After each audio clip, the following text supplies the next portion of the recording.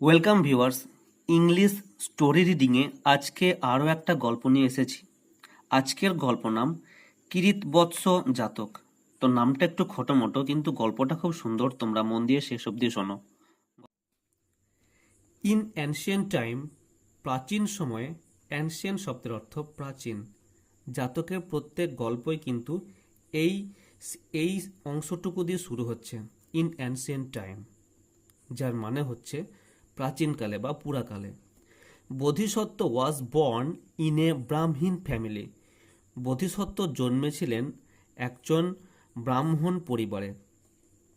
He was given the name, he was given মানে তার নাম ছিল কিরিতবৎস। ইন হিজ বয়হুড, তাঁর শৈশবে। হি রিসিভড হিজ এডুকেশন, তার শিক্ষা গ্রহণ করেন from a famous preceptor of Taxila, তক্ষশিলার একজন বিখ্যাত গুরুর কাছে। তো দেখো, রিসিভ মানে কি গ্রহণ করা, এডুকেশন মানে শিক্ষা, ফেমাস মানে বিখ্যাত, ফ্রম মানে থেকে, প্রিসেপ্টর শব্দের অর্থ গুরু, অফ তক্ষশিলা অর্থাৎ তক্ষশিলার বিখ্যাত একজন গুরুর কাছ থেকে তিনি শিক্ষা গ্রহণ করেন।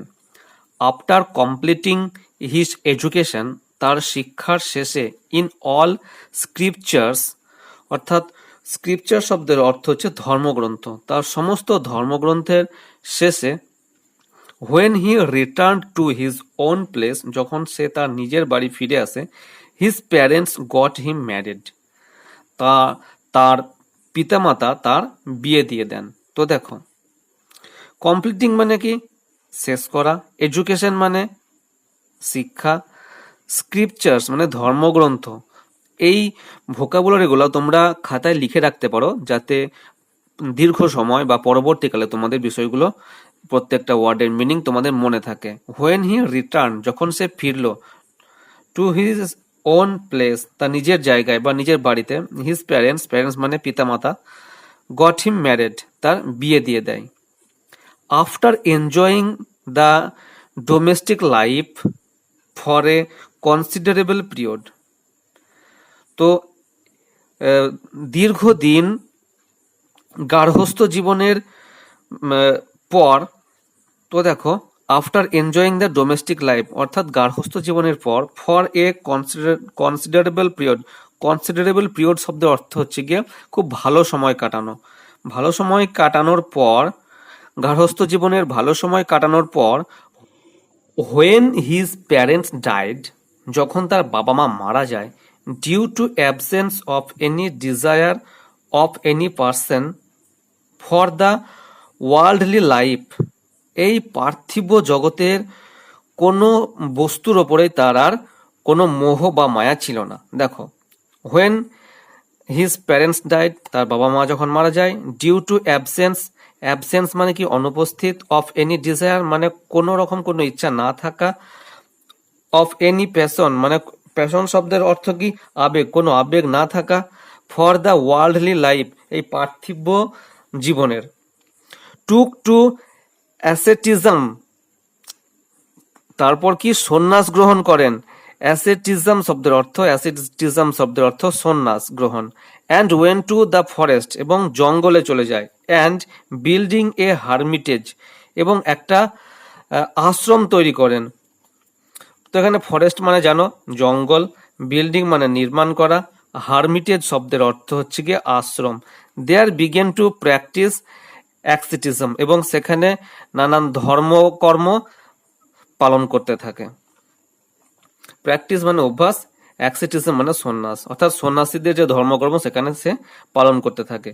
ডিউরিং দ্যাট পিরিয়ড, ঠিক এরকম সময়, Brahmadatta was the king of Benares, Brahmadatta ছিল বেনারসের রাজা। হোয়েন হিজ সাবজেক্ট রিভল্টেড, যখন তার সমস্ত সৈন্যরা বিদ্রোহ করে, he tried in all way to bring them under control, সমস্ত রকম প্রচেষ্টা করে তাদেরকে নিয়ন্ত্রণে আনার। হি ট্রাইড অল ওয়েজ, সে সমস্ত চেষ্টা করতে থাকে, টু ব্রিং দেম তাদের নিয়ে আসতে, আন্ডার কন্ট্রোল নিয়ন্ত্রণের মধ্যে, বাট বিং আনসাকসেসফুল কিন্তু অসফল হয়। হি ওয়াজ ডিফেটেড, সে পরাজিত হয়ে যায়। Being frightened of losing his life, তার তার মৃত্যু ভয়ের কারণে, বিইং ফ্রাইটেন মানে ভয় পাওয়া, of losing his life, losing his life শব্দের অর্থ হচ্ছে গিয়ে তার জীবন হারানো, তার জীবন হারানোর ভয়ে he rode on an elephant's back, সে একটা হাতির পিঠে চড়ে, and entered into the forest, এবং জঙ্গলের মধ্যে ঢুকে পড়ে। After wandering for a long time, দীর্ঘ সময় ঘুরে বেড়ানোর পর, he became very much exhausted in extreme thirst. Exhausted শব্দের অর্থ কি? এক্সাস্ট শব্দের অর্থ ক্লান্ত, এক্সট্রিম মানে চরমতম পর্যায়ে, থ্রাস্ট মানে পিপাসা। তো এখানে ওখানে ঘুরে বেড়ানোর পর সে প্রচন্ড তৃষ্ণার্ত হয়ে পড়ে। সামটাইম আফটার, কিছুক্ষণ পর, হি অ্যারাইভড, সে গ্রহণ করে, অ্যাট হারমিটেজ অফ বোধিসত্ত্ব, সে বোধিসত্ত্বর সে যে আশ্রম সেখানে উপস্থিত হয়। But then he was not present there, কিন্তু তখন তিনি সেখানে উপস্থিত ছিলেন না। তিনি মানে কি? তিনি মানে কিন্তু বোধিসত্ত্ব। সিং এ পিচার দেয়ার, সেখানে একটা মাটির পাত্র দেখে, he tried to drink water from it, সে এটা থেকে জলপান করার চেষ্টা করতে থাকে। ঠিক আছে, সিং মানে দেখা, এ পিচার মানে মাটির পাত্র, দেয়ার সেখানে, হি ট্রাইড টু ড্রিঙ্ক সে জলপান করার চেষ্টা করতে থাকে, ওয়াটার ফ্রম ইট এটা থেকে। But the pitcher was completely empty, কিন্তু ওই পাত্রটা ছিল সম্পূর্ণ খালি। পিচার মানে কি? মাটির পাত্র। ওয়াজ ছিল, কমপ্লিটলি সম্পূর্ণভাবে, এমটি মানে খালি। The king became more and more tried in extreme thrust, তীব্র জলতেষ্টায় রাজা আরো ক্লান্ত হয়ে পড়ে।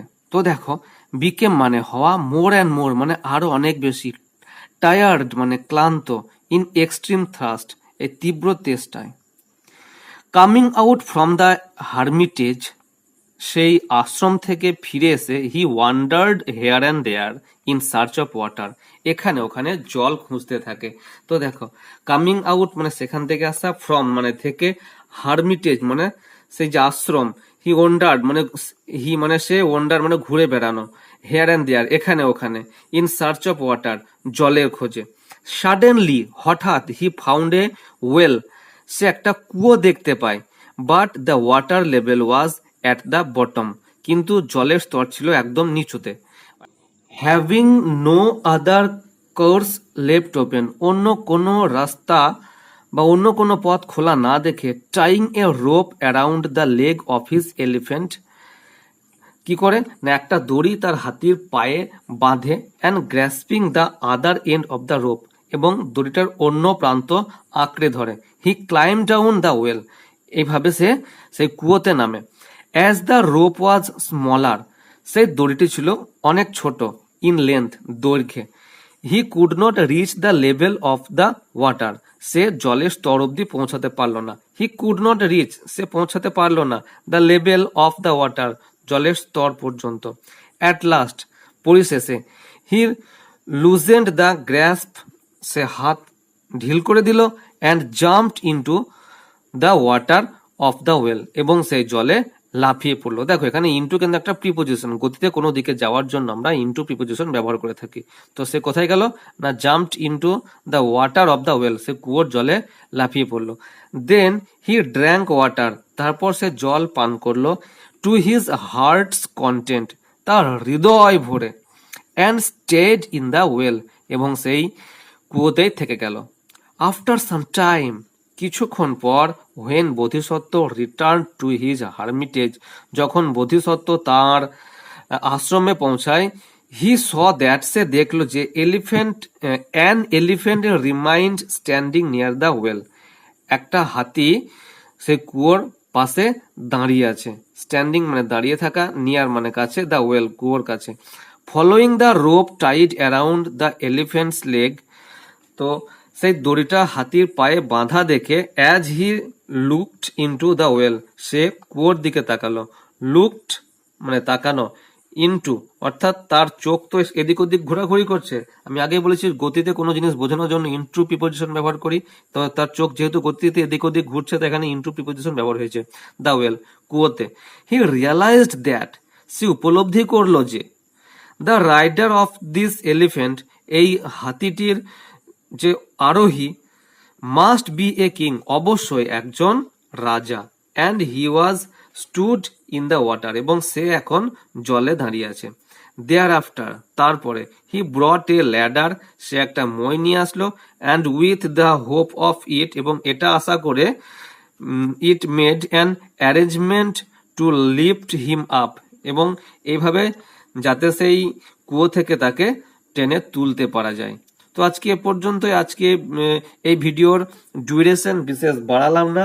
আশা করছি ভিডিওটা তোমাদের বুঝতে কোনো অসুবিধা হয়নি, প্রত্যেকটা লাইন তোমাদের বুঝতে অসুবিধা হয়নি। দু একটা কথা আমার বলার সময় স্লিপ অফ টাং ভুল বেরিয়ে যেতে পারে, তার জন্য আমি আগে থেকেই ক্ষমা প্রার্থী। তো ভিডিওটা যদি তোমাদের ইনফরমেটিভ বলে মনে হয়ে থাকে, তাহলে অবশ্যই একটা লাইক করে দিও, আর এরকম ভিডিও নিয়মিত পাওয়ার জন্য অবশ্যই আমার এই চ্যানেলটিকে সাবস্ক্রাইব করো। আজকে এ পর্যন্ত, দেখা হচ্ছে নেক্সট ভিডিওতে। বাই।